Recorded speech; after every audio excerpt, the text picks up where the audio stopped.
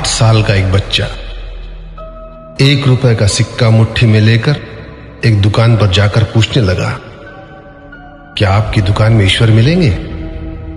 दुकानदार ने यह बात सुनकर सिक्का नीचे फेंक दिया और बच्चे को निकाल दिया। बच्चा पास की दुकान में जाकर 1 रुपए का सिक्का लेकर चुपचाप खड़ा रहा। ए लड़के, 1 रुपए में तुम क्या चाहते हो? मुझे ईश्वर चाहिए, आपकी दुकान में है। दूसरे दुकानदार ने भी भगा दिया, लेकिन उस अबोध बालक ने हार नहीं मानी। एक दुकान से दूसरी दुकान, दूसरी से तीसरी, ऐसा करते करते कुल 40 दुकानों के चक्कर काटने के बाद एक बूढ़े दुकानदार के पास पहुंचा। उस बूढ़े दुकानदार ने पूछा, तुम ईश्वर को क्यों खरीदना चाहते हो? क्या करोगे ईश्वर लेकर? पहली बार एक दुकानदार के मुंह से यह प्रश्न सुनकर बच्चे के चेहरे पर आशा की किरणें लहराई। लगता है इसी दुकान पर ही ईश्वर मिलेंगे।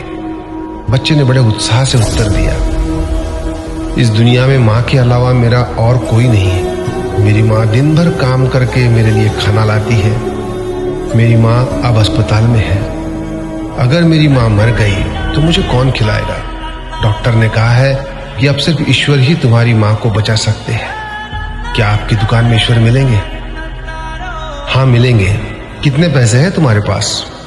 सिर्फ 1 रुपया। कोई दिक्कत नहीं है, 1 रुपए में ही ईश्वर मिल सकते हैं। दुकानदार ने बच्चे के हाथ से 1 रुपया लिया और उस 1 रुपए के अंदर 1 गिलास पानी के अलावा बेचने के लिए उसके पास कुछ भी नहीं था। इसलिए उस बच्चे को फिल्टर से 1 गिलास पानी भरकर दिया और कहा, यह पानी पिलाने से ही तुम्हारी माँ ठीक हो जाएगी। अगले दिन कुछ मेडिकल स्पेशलिस्ट उस अस्पताल में गए।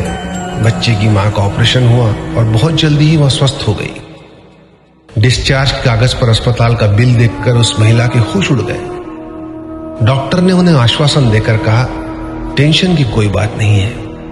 एक वृद्ध सज्जन ने आपके सारे बिल चुका दिए हैं, साथ में एक चिट्ठी भी दी है। महिला चिट्ठी खोलकर पढ़ने लगी।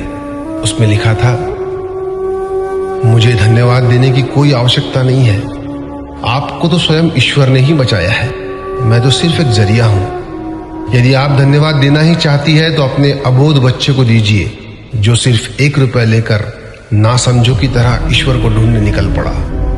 उसके मन में यह दृढ़ विश्वास था कि एकमात्र ईश्वर ही आपको बचा सकते हैं। विश्वास इसी को कहते हैं। ईश्वर को ढूंढने के लिए करोड़ों रुपए दान करने की जरूरत नहीं होती। यदि मन में अटूट विश्वास हो तो वे 1 रुपए में भी मिल सकते हैं। आइए इस महामारी से बचने के लिए हम सभी मन से ईश्वर को ढूंढें, उनसे प्रार्थना करें। आपका दिन शुभ हो।